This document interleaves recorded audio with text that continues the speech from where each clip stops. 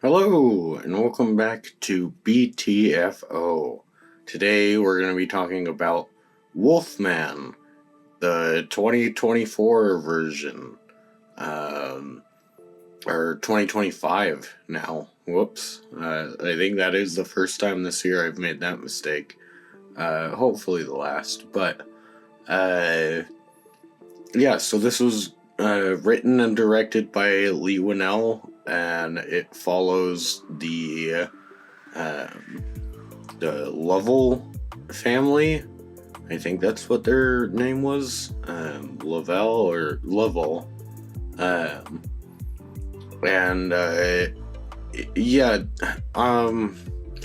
I'll put it out there. I was not a fan of the 2020 Invisible Man, and while I'm not a fan of this movie, I think it has less problems than the Invisible Man 2020. However, would I say that it's better? No, because I think that there was more actually to praise in the Invisible Man 2020, because there is some neat looking camera work in that. Here it's just sort of, we're moving the camera at weird angles. Isn't that fun? And it's not really. There's not really a reason why you're doing any of this. This one, it's really lame, and it kind of feels like, it probably did come from either it came from a personal place, or it's Leigh Wah'nnel pretending as though it's coming from a personal place, because it really does kind of feel people, they don't like it when their parents yell at them, right? Okay, so we'll make the movie about that, kind of, but also not really. It's okay. So they start off, it's 1995, and there's a rumor up in the Oregon mountains, because for some reason Leigh Wah'nnel's Monsters universe is all oriented around California, San Francisco, Oregon. I guess Oregon is the farthest out, but it feels kind of weird when it's all these stories are kind of English based, and the reason why they were based around England and specifically London was because that was kind of the capital of the world at that point in time, and so there were a lot of different people moving through it, and different beliefs and strange things that would occur, whereas this and the Invisible Man kind of feel like they're set in San Francisco because, well, that's what Leigh Wah'nnel knows. And it's okay. I feel like New York would make more sense, but sure, okay, we're sticking with that. But so basically in 1995, there was a wolf man up in the Oregon wilderness, and our protagonist went hunting with his dad, and then got yelled at because he wandered off, which it's because the film kind of tries to present it as that's unreasonable, the dad's being verbally abusive, and it's not really, because it is a really dangerous situation, and also because his kid has he has a gun on him, and so it's no, this is sorry, but if there was a situation to be very stern with your children in, it would definitely be something like this, where it is actively a life and death situation But it's like, no, look, I need you to listen up and like listen to me. But then basically they end up camping out in like a deer hide, I think is what they call it, or deer shed. It's like a tree house up in the woods, and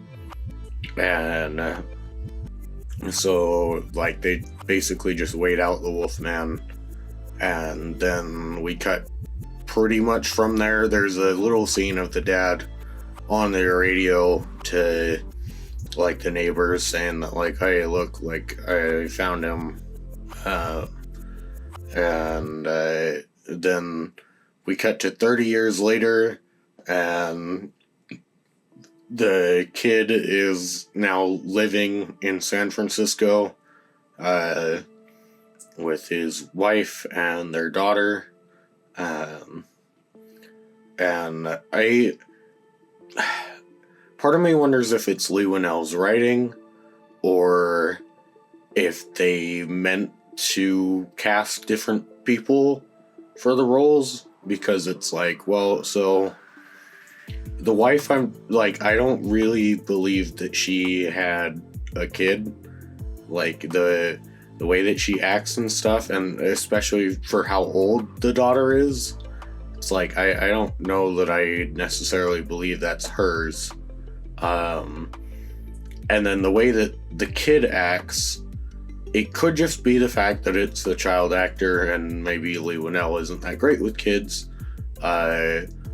But like a lot of her dialogue feels like it was written for someone that's maybe like 4 or 5. Not, I think they say that she's 9 in the film, and I'm sure the actress is probably older than that. Probably around like 10 to 12. And so it kind of comes across as like really awkward, because a lot of the dialogue is like very simplistic for the daughter. But basically he finds out that his dad has been officially declared deceased, so they need to go up to Oregon to like grab his stuff. And it's really weird because they have like this whole plot thing of the wife doesn't really want to go, and he's like, oh no, it'll be fine, like we'll take the summer off and just go live out there, it'll be great. It's like, oh, okay. That goes nowhere. And so like they go up there, and he like gets lost, which it's like, I feel like you'd know the way to your dad's house. But then he encounters like a childhood friend who's there, and he's like, oh hey, like good to meet you or whatever. And like it was kind of funny where they have the wife be like really uncomfortable, where she's like, oh my god, like he has a gun, like we can't let him in the truck. And it felt a lot like, oh, okay, so this is what Speak No Evil did, but worse. Like, damn, okay. And then they're like driving to get to the house, and they see the Wolfman in the road, and then he really awkwardly, like, I really hate the way that it was shot, because the way that it was shot makes it seem like he very deliberately drove off the road when he could have just stopped. Because like it doesn't seem like he would have hit the Wolfman, like even with like if he had stopped. And it doesn't seem like the car, like it doesn't seem like the truck ran out of road to stop. It seems like he deliberately drove off the side of the road.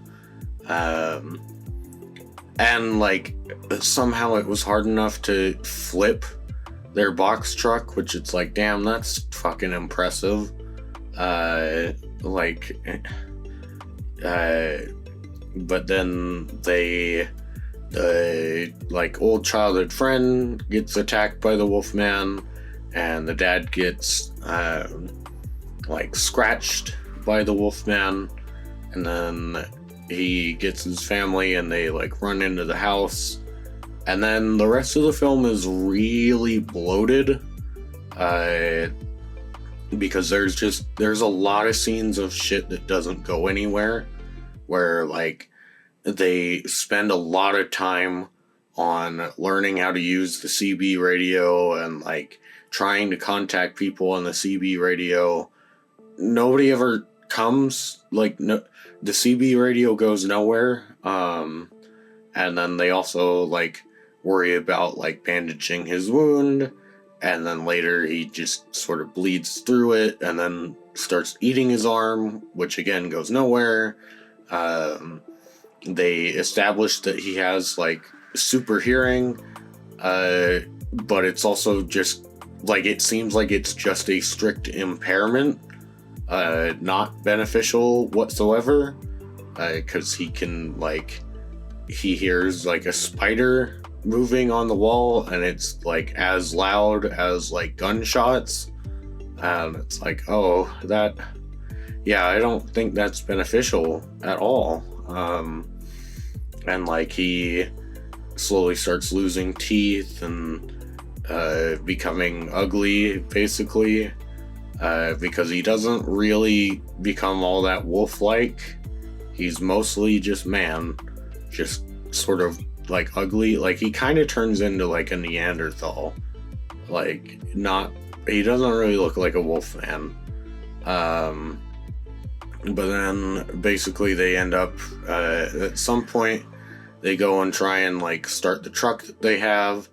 And I did think it was really funny where like they give up on the truck because the wolfman that's like actually out there, he breaks the window of the truck and then grabs the like the gear shifter that's on the wheel. I'm not sure. I drive automatic. I never learned manual. I want to one day, but I'm pretty sure that's one of those parts to a manual car that like you might need. But it's like, well, I don't know. I feel like the way that he broke it, you could still probably drive the truck just fine. But they just sort of give up on the truck. And then it's really weird where they decide to climb on top of a greenhouse for safety. And it's like, yeah, I don't know about you guys, but like, so I've seen a greenhouse. I wouldn't, like, because this is one of those temporary, like, plastic greenhouses that you put up. And it's like, maybe if it was like an actual glass, like, really nice greenhouse, like the ones they have in Homestead, maybe I'd consider climbing on top of that. But like, one of these plastic ones that's just held in with like staples as they show, it's like, well, obviously that's going to be a really bad idea. Like, why? Like, you can't fit 2 grown adults and a child up there. Like, that's a really bad idea. And of course it ends up being a bad idea. And so like, then they abandon that. And then like, again, it takes so long to get here, but eventually they have main character kills the Wolfman, and he realizes that like, oh, that's my dad. And it's like, yeah, of course it is. We all like, God, like, you know, like maybe if this was your first movie ever, you might be surprised by that. But it's like, everyone knows that. Like, you know, like, sure, I get it, there should be some acknowledgement, like, from the character, but it's like, yeah, like, you're acting like this is a major twist in your movie, and it's just not. Like, everyone knows that he was the Wolfman. And then it gets really dark to the point where, like, in the theater, I was like, Christ, like, do they need to turn up the brightness? Like, this is insane. And like, I don't know, like, if you watch this movie at home, genuinely, you might not be able to see like a good chunk of the third act because it's all like basically pitch black. And it was just like, wow, okay, like that's a choice, I guess. And then they like have him as he's turning more into the Wolfman. He like chases his wife and daughter around, and they end up in like the deer shed, and like he kind of walks up the ladder, and the daughter's like, because they've been doing this weird thing throughout the whole movie of like, oh, she can quote unquote read his mind, and like she's not actually supposed to be telepathic, but because it's just normally it's just like she says like, oh, you're thinking that like I love my little girl, and he's like, whoa, how did you know? And it's supposed to be a cute little father-daughter thing that they do, but then at the end of the movie she's like, oh, he wants it to end. I don't know, it's like, what? Like, okay, I guess that's a choice. Like, and it's funny too, because it's like, well, I mean, this might actually just be a disease, because this version of Wolfman makes no, like, it's got nothing to do with the moon, it's got nothing to do with, like, being at night. Pretty much, like, as soon as you're, like, bit or scratched, you just turn into a Wolfman, like, that's it. Like, you don't revert back, and then the wife is just sort of like, oh, okay, and so she shoots him, and he dies, and there's no implication that it's a silver bullet or anything like that. It's just a regular old lead bullet. It kills him, and then they walk into the valley, which he said earlier would, like, everyone, or like everything seems like it's going to be okay when you look in this valley. The end. And it's like, wow, so that A, took way longer than it ever needed to be. B, was like pretty terrible as far as like there's barely any like setup and payoff. The story just sort of happens, and it's like, oh, okay, like it is very much a and then story. And then like even, you know, it's like, well, so I thought they were trying to set up their whole like interconnected universe, and it's like, well, so we've got an invisible woman who might be running around, like avenging women that are like getting beat up or something, and then we had a Wolfman who is just now dead, so like now there is no Wolfman, and it's like, wow, please keep Leigh Wah'nnel away from like Frankenstein and Dracula, particularly Frankenstein for me, because I really like that story, yeah, I don't want to see a modern interpretation where, of course, the monster is really the victim, and Victor probably is like some gay guy who tries to fuck him, and then the monster beats him up and is like, hey, sexual assault is wrong, or something stupid like that. I don't want to see that. So I really hope this is the last of the Leigh Wah'nnel Dark Universe, which I did think was kind of funny.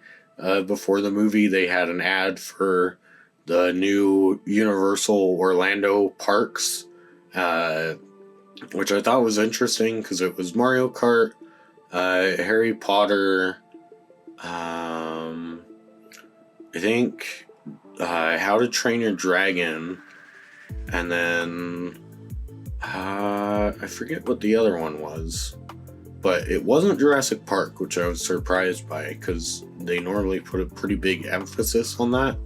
But then the fifth one was the Dark Universe, and I was like, oh, that's interesting. Like, I guess they still had that logo, so might as well do something with it. But yeah, that's gonna be it for today. So bye bye.